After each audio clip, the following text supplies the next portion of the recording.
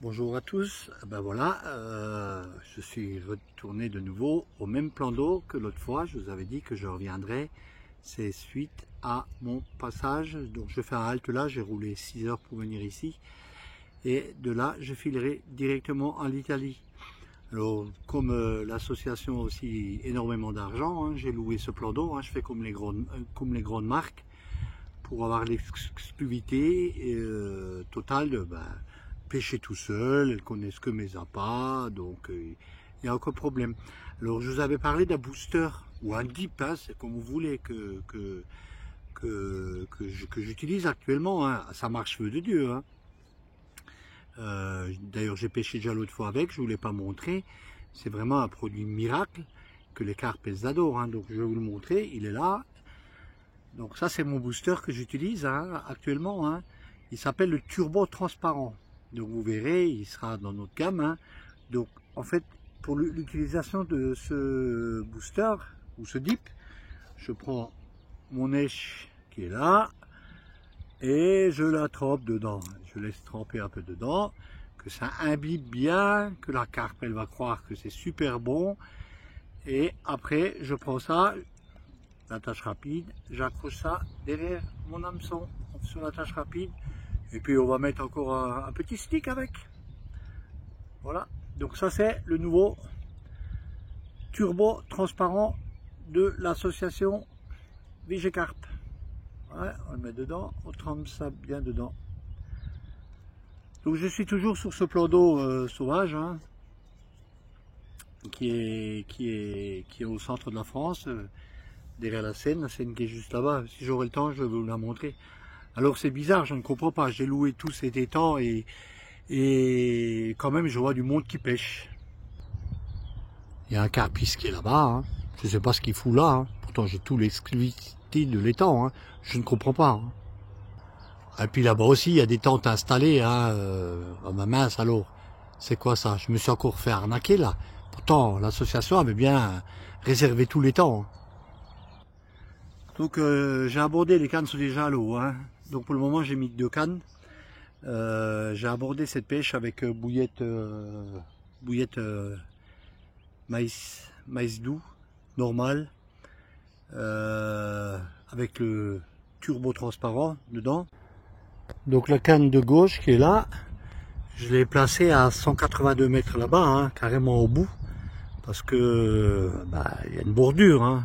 Vous voyez, j'ai pas de belle bordure de mon côté, hein. Non, je pêche 182 mètres. Et la canne de droite qui est là, je l'ai posée à 110 mètres dans la bordure en face, hein. Mais il n'y a rien pour pêcher la bordure, hein. C'est mieux de l'autre côté a priori, parce que je suis de ce côté, le poisson va passer de l'autre côté, hein. Dedans, j'ai posé les cannes, j'ai amorcé au cobra. Et la deuxième, c'est pareil, bouillette posée au fond, avec turbo booster, avec turbo transparent et bouillette de 15 mm. Et on va voir si ça va donner un peu de poisson. J'ai fait un halte là sur une période de 3 jours, hein, pour me reposer un petit peu. Donc l'autre fois, si vous avez pu voir sur la vidéo, hein, si vous avez pu regarder, je vous ai montré du poisson sauvage, hein. Effectivement, c'est du poisson sauvage. Des super belles touches. Il faudrait que j'essaye de vous filmer une touche au départ.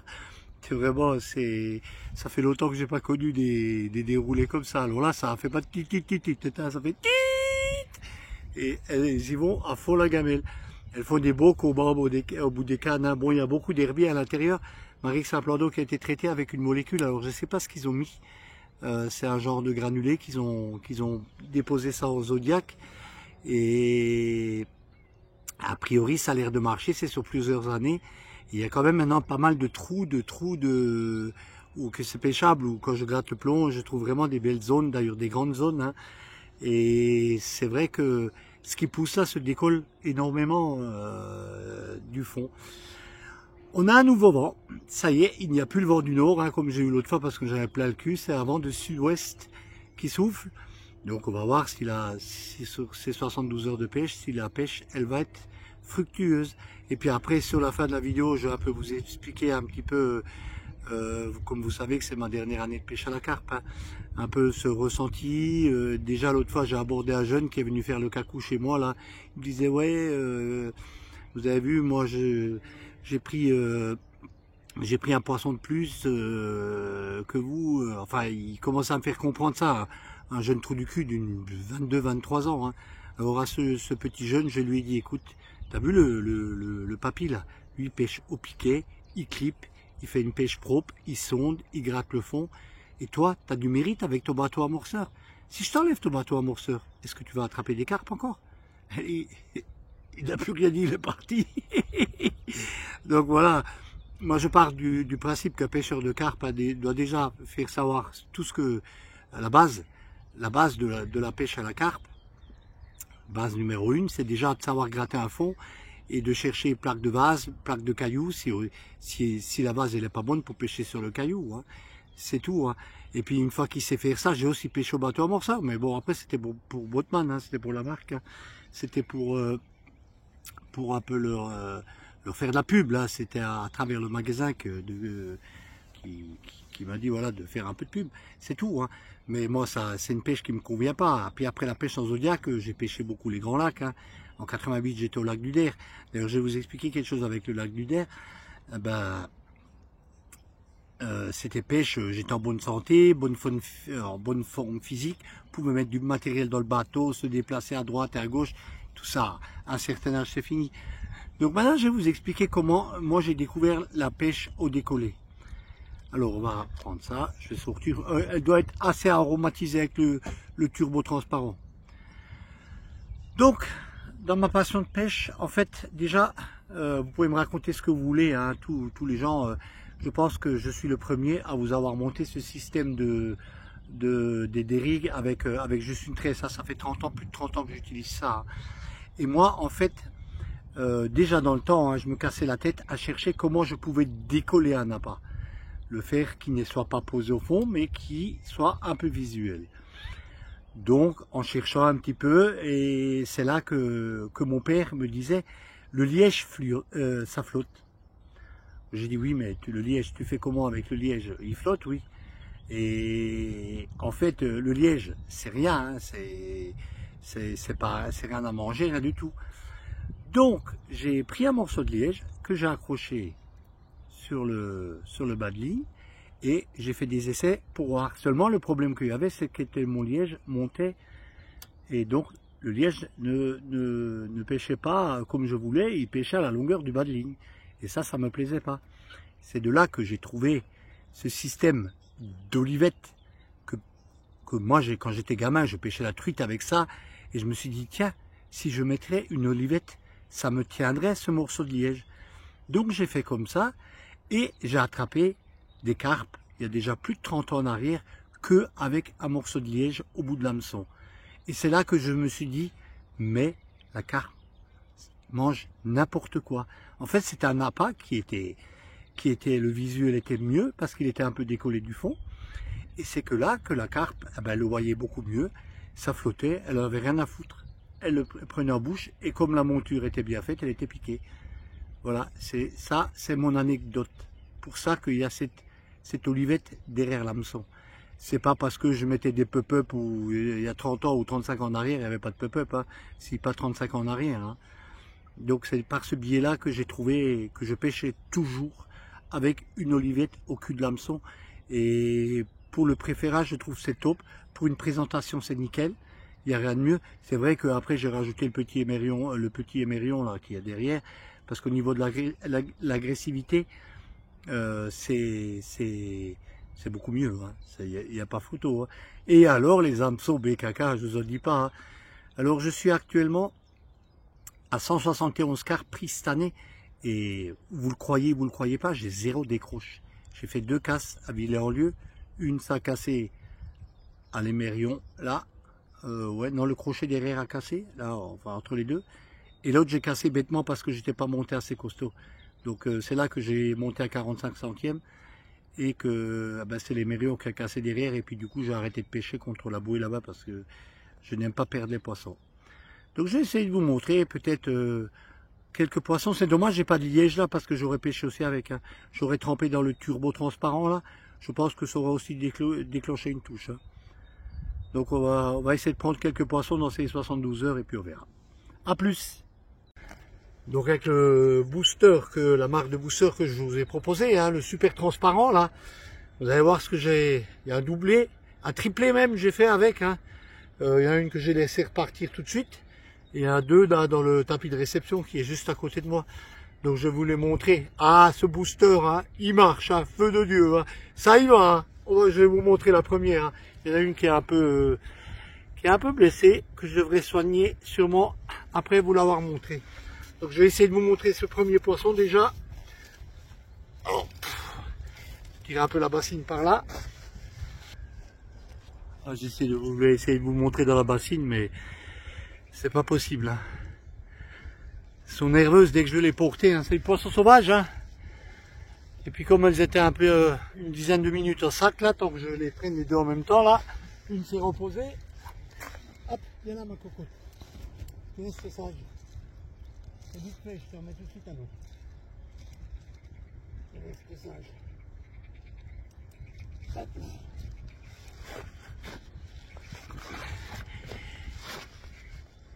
Voilà ce premier poisson, prise avec le super booster transparent, gros poisson, vraiment majestueux, poisson sauvage, poisson de serre. Et voilà, deuxième poisson, je ne sais pas si je filme bien, je vois rien avec le soleil. Et le troisième qui était une commune, que j'ai remis à l'eau avec le super booster. Le super booster de VG-Carp. Ça marche. Il faut que vous disiez à tous vos copains que le monsieur de VG-Carp attrape des super belles carpes avec le booster. Ça marche feu de Dieu ce booster. Vous avez vu les poissons un peu que le papy l'attrape. On va passer pour remettre à l'eau. Et voilà ce beau doublé. Magnifique. Poisson cafrayé qui est abîmé. Que je vais soigner. Je vais soigner et je vais remettre à l'eau. Enfin, j'ai fait pas un doublé, j'ai fait un triplé. Il y a une petite commune d'une dizaine de kilos que j'ai relâché. Et là, vraiment, on est sur deux gros poissons. Hein. Donc, on va passer pour soigner le poisson là. Vous avez vu, il est abîmé. J'ai préparé mon produit. Alors, filmer, ouvrir le produit, c'est pas évident. L'autre a déjà été relâché. Donc c'est un produit spécial hein, que j'ai préparé. Ouais.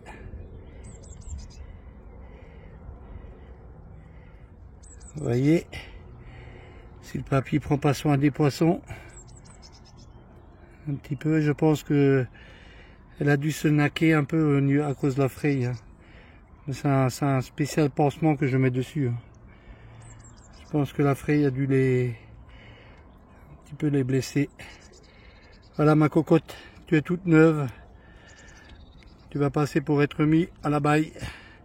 On va attendre une dizaine de secondes encore que ça sèche un petit peu. Et tu vas partir à l'eau. Donc comme vous pouvez constater, le temps a changé par rapport à hier. Hein. Hier après le triplé que j'ai fait, j'ai plus une touche. Et j'ai pêché cette nuit pour voir un petit peu, j'ai fait 4 départs. Un silure, 3 carpes que j'ai remis directement à l'eau. Et là ce matin avec le mauvais temps, là je vais te faire une belle coco qui est là, que je vais vous montrer. Hein, avec toujours le turbo transparent, ah, ça marche. Hein. Ah. Belle petite commune. Tête ma cocotte. Viens là, on va te montrer aux youtubeurs. Et voilà, regardez, elle a la queue toute raide, elle est toute plissée. Un poisson de 7-8 kg. Mais ça fait rien, c'est quand même encore un poisson. Ça veut encore prouver que le turbo transparent marche très très bien. Donc on va essayer de vous prendre encore un ou deux poissons. Les poissons de nuit je ne filme pas, hein, je mets directement à l'eau. Hein. Déjà ça me fait chier de me lever, en plus ici il pleut, c'est pas top. Mais bon, quand ça mord pas trop la journée, il vaut mieux essayer de décoller un poisson la nuit. Voilà, on va passer pour la mettre à la baille. Hein, ma chérie. Hop. Donc après ce poisson que je viens de vous montrer, je vais vous expliquer un petit peu quelque chose. Hein. Je suis obligé de faire d'un temps qu'il pleut. Hein. Tout le monde connaît ça. Hein. Vous voyez bien ce petit truc où vous prenez tout votre... J'ai trouvé ça. Vous vissez ça carrément dessus. Hein. je vais faire un petit cours d'intelligence là des gens qui fabriquent le matériel, là, les fabricants là qui vous vendent. Bah oui, ça fait encore un truc de plus dans le rayon, hein. Voilà. Vous vissez ça directement dessus, hein, vous avez compris, ça va dans la rampe de l'hameçon, hein. Petit caoutchouc aussi que vous êtes obligé d'acheter pour mettre derrière. Et en fait, je vais vous montrer, moi, toujours mon montage avec ma petite tresse et mon petit anneau derrière. Alors, comme je vous dis, que je pêche en bouillette normale ou en pop-up, j'ai toujours éloigné mon appât de l'hameçon. Parce que je vais vous expliquer pour quelle raison. Alors, je regarde beaucoup de vidéos, hein, bien sûr. Hein. Ah, j'ai décroché, j'ai décroché. Avec le petit truc que je vous ai montré, vous avez votre bouillette qui est là. Ouais. Elle est carrément collée contre l'hameçon derrière. Hein. Quand la carpe elle aspire, forcément, si elle aspire mal, elle va être très mal piquée et déjà ça va rebondir. Déjà une pop-up en plus, ça va rebondir dans la bouche. Hein. Donc le poisson ne sera pas piqué correctement et c'est pour ça que vous décrochez. C'est même pas la peine de chercher à comprendre. Et quand c'est positionné comme ça, admettons que c'est positionné un peu comme ça dans l'eau, hein, la traction de l'hameçon, vous voyez, se fait impeccablement. Ça tourne dans toute la bouche de la carpe. Et là, c'est peut être sûr, c'est touche et carpe. Ça ne loupe pas. Ça marche. Hein. Il faut... Et c'est tout simple. C'est un montage qui est tout simple, avec un dérigue, avec une petite rondelle derrière. Hein. Mais ça, vous connaissez, je vous l'ai déjà montré, l'olivette au cul. Mais l'olivette servait à me faire tenir le liège il y a 30 ans en arrière. Hein. Donc, mais bon, j'ai gardé ce principe. Hein. Donc en fait, ce que je vous expliquais, c'est que ils savent plus quoi faire pour vous faire acheter du matériel de pêche. Hein. Ils savent plus quoi inventer. Le mec qui a inventé, c'est bien. Je ne dis pas, mais son truc qu'il a inventé, quand on met quelque chose sur le commerce, ça doit marcher impeccable. Je les ai essayés, j'ai décroché. Hein. Un poisson sur 3 est décroché. Donc ça fait déjà quelques années que j'ai ça dans la caisse, hein, dès qu'ils ont sorti. Parce que je suis très curieux, j'aime bien essayer les choses. Quand les choses sont bonnes, je le dis. Quand les choses sont pas bonnes, je le dis aussi. Hein, ce qui est tout à fait normal. Donc voilà, on va continuer cette pêche. Encore la journée d'aujourd'hui et demain, ces 3 jours seront finis. Malheureusement, je suis obligé de pêcher les nuits parce que je vais quand même faire encore essayer de décoller 2-3 beaux poissons. Cette nuit, j'ai fait 3 carpes, ouais, mais il y en a une qui était pas trop mal. Hein. J'ai fait un silure de 1m30 à peu près, encore une fois. Hein. Je sais pas quelle heure, à 2h20 du matin, un silure de 1m30. Et ben, c'est la dernière que je vous ai montré là, je l'ai fait, il devait être 10h du matin. Donc en fait, comment je voudrais vous expliquer ça, essayez de faire travailler un peu vos recherches à vous-même, comme pour les appâts, comme je vous dis tout le temps. Hein. Vous savez pêcher comme tout le monde, hein. Les gens qui vous montrent, en fait, beaucoup de matériel, c'est pour vendre, c'est tout. Hein. Essayez d'innover des choses vous-même, d'apprendre par vous-même, comme le papy là, il a fait. Et je vous montre par A plus B, hein, que le montage du papy, il a toujours 0 décroche, hein, 160 plus 3, 177 poissons attrapés, 0 décroche. Donc, essayez de voir. On est bien d'accord que quand ça pêche, c'est pas déco, ça sera un peu plus décollé parce qu'il y a ce centimètre de plus derrière la bouillette, mais c'est pas grave ça. Au contraire, s'il y a des herbiers, pose au fond, c'est beaucoup mieux. Et puis je vais encore venir un petit peu sur les gens un petit peu qui sont au bord de l'eau. Là, j'ai vu sur TikTok encore des vidéos. Ça me fait trop rire, il y en a qui nettoient la mer des autres. Mais ça, c'est normal, hein, c'est le typique du carpiste. Hein. Après, il y en a qui me mettent des commentaires. Ouais, vous insultez toujours le carpiste. Mais la réalité est là. Hein. La réalité est là. On voit la mer du carpiste au bord de l'eau. Hein. Il n'y a pas que des carpistes, c'est aussi des pêcheurs de coups et des trucs comme ça. Mais le carpiste en fait partie de mettre toute cette saloperie au bord de l'eau. Et puis comme moi je vois que tous ces magasins, il y en a qui essayent d'innover beaucoup de choses. Moi je vais vous lancer aussi un concept, avant que je vais partir à l'étranger, c'est que je vais démarcher tous les magasins de pêche. On va poser un bassin, on va poser un gros bassin et on va mettre 4-5 grosses cartes dans le bassin pour les gens qui aiment bien faire des réseaux sociaux et se publier et montrer. Moi je publie aussi sur les réseaux sociaux, mais c'est pour un but précis. C'est parce que je me bats contre les appâts, sinon je le ferai pas. Ça me fait assez chier de porter des carpes et de vous les montrer, parce que en fait ma passion normalement c'est pas ça, c'est de pêcher, effectivement d'attraper des carpes, mais de les relâcher à mes pieds. Et je fais ça pour me battre contre les appâts, c'est tout. Et donc l'innovation que je vais faire, c'est de mettre des bassins, comme je disais. C'est de mettre 4-5 poissons, communes, miroirs. Comme ça, les gens, ça va vous coûter moins cher. Vous irez au magasin de pêche et vous direz, voilà, je vous paye 50 balles, je prends un poisson, mets le tapis en dessous, je fais la photo, et puis elle la remet dans le bassin. Ça va vous coûter moins cher. Et vous publierez après sur les réseaux sociaux. Ça, c'est impeccable. Voilà, c'est tout ce que j'avais à vous dire. Donc, je vais essayer de vous montrer encore 1 ou 2 poissons jusqu'à demain. Si elles veulent bien mordre encore un petit peu la journée. Et puis après, on va remballer, direction l'Italie. Je continue sur ma lancée, hein. Encore une belle petite coco de journée. Poisson très long, beau combat. C'est poisson sauvage, poisson qui viennent de rivière, on le voit, hein. Ça fait rien, c'est un poisson. Ça veut dire que la technique de pêche, le turbo transparent fonctionne feu de Dieu. Il faut le dire à tous vos copains. Il faut acheter le turbo transparent du papy. C'est le meilleur produit qui existe dans le commerce. On va passer pour la remettre à l'eau. Ah, j'ai des signes qui arrivent, mes copains. Voilà. La mer dans l'eau en direct.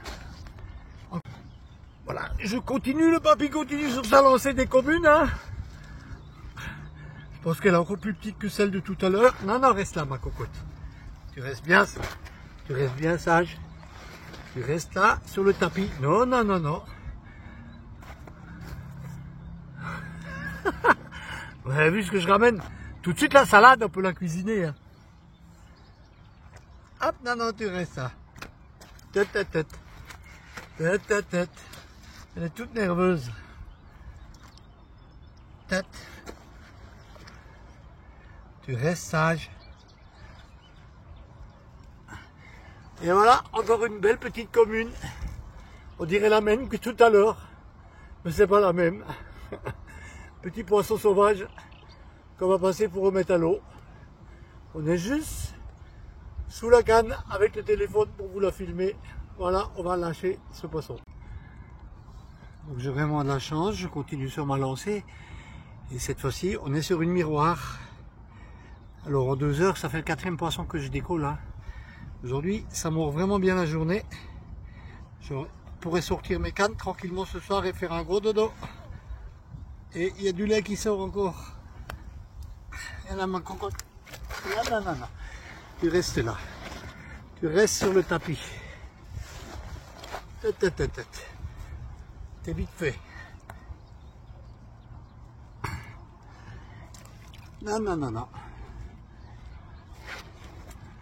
Et voilà cette belle grosse miroir, cette belle miroir qui ne veut pas être sage dans mes bras, mais qui doit rester sage. Un beau poisson.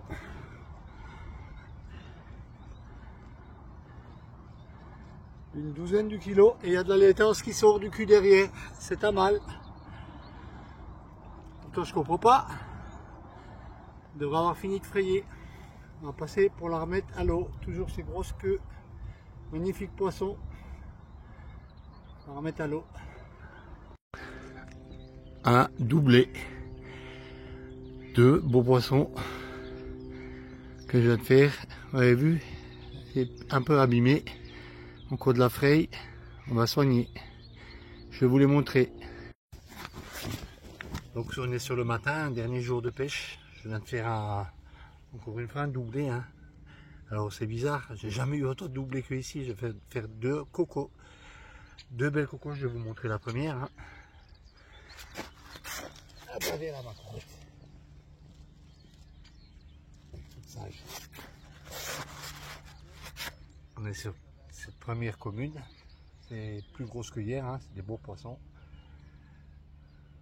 Magnifique commune. Alors j'espère que ça soit bien filmé parce qu'avec le soleil je vois rien du tout. Joli poisson. On va passer pour mettre à l'eau. On va voir si la deuxième elle est aussi sage. Elle n'a pas l'air d'être aussi sage. Mais bon, ils sont fatigués du combat encore.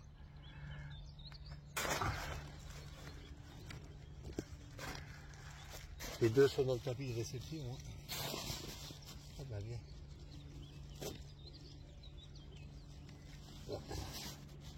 Un peu plus long ça. Ah, ça. Et voilà, Voilà cette deuxième commune, beaucoup plus grosse que l'autre, qui est blessée, que je vais devoir soigner aussi. Vraiment des poissons sauvages, allez les voir les queues. Des gros poissons très sauvages. On va passer pour remettre à la baille. D'abord on va la soigner. Hop. Donc on arrive à la fin de cette session. Comme vous pouvez constater, il fait super beau. J'ai pu me couper les cheveux, ça fait du bien. Donc non, je voulais un peu vous revenir un petit peu sur 2-3 petites choses encore.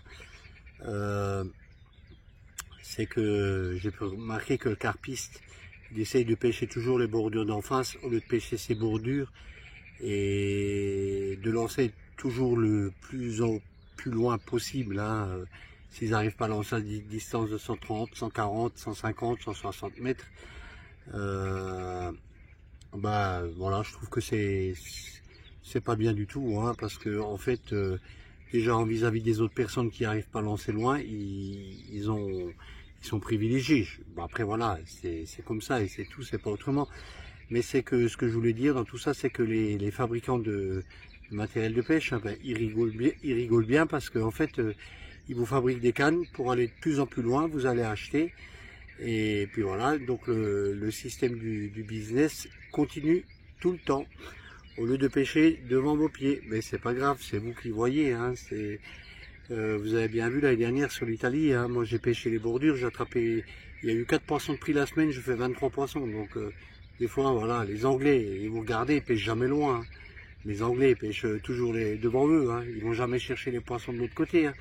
Comme tous les noms que vous prenez, c'est anglais, alors adaptez-vous aussi à votre pêche comme les Anglais. Hein. Ça sert à rien de pêcher à des distances hors normes, parce que si vous prenez une prairie, comme j'ai déjà dit, hein, où vous mettez la botte de foin, hein, ben les vaches elles vont venir manger. Hein. Donc la pêche c'est exactement pareil. Hein. Et en plus, avec ces cannes qui vous fabriquent, hein, vous avez plus de plaisir à avoir une carpe au bout de la canne. Hein. On sent plus rien. Hein. C'est un vrai morceau de bois. Hein. Donc voilà, pour moi c'est pas top. Donc encore une belle pêche, hein. J'ai pris pas mal de poissons quand même, comme hier matin, j'ai attaqué ma pêche à 3 h. Bah, j'avais dormi à 8 h le soir, hein. Donc à 3 h du matin j'étais frais comme un gardon, j'avais attaqué ma pêche, très bonne heure, hein. Et j'ai fait 3 poissons, bah, je sais plus quelle heure il était, 3h30, 4 h, 4h15, hein, de poissons que je vais pas montrer, hein. J'ai quand même fait quelques poissons de nuit. Ou tard le soir, jusqu'à minuit j'ai pêché, et puis après je démarrais un peu plus tard le matin. Donc des poissons que je relâche, des poissons que je vous ai montré, c'est des poissons que j'ai pris la journée, bien sûr. Hein. Il n'y a pas de sac à carpe, je ne mets pas les poissons en sac, hein, il est hors de question. Hein. Donc voilà, je remballe tout doucement là, et prêt pour partir pour l'Italie, me taper 800 km demain matin aux aurores. Et puis donc la prochaine vidéo que vous allez voir, ça sera sur l'Italie. N'hésitez pas à mettre un gros pouce au papy comme d'habitude, hein, vous le verrez bientôt plus. Hein. Il va rester 4-5 vidéos encore cette année, ça va être fini. Hein. Et après, schluss. Donc, et surtout, abonnez-vous à la chaîne VG Carp sur YouTube. Et n'hésitez pas à contacter Sébastien. Voilà. À plus.